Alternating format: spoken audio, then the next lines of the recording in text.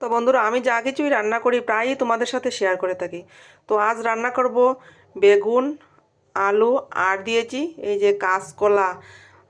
এই যে কাঁচকলা, বেগুন আর আলু দিয়ে একটা মাছের ঝোল রান্না করব। এই যে মাছ রেডি করে রেখেছি হলুদ, লবণ আর লঙ্কা গুঁড়ো মাখিয়ে।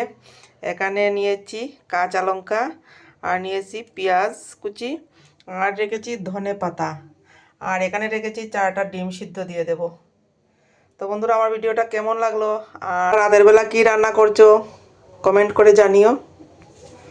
তো বন্ধুরা, দেখতে থাকো আমি কিভাবে রান্নাটা করলাম।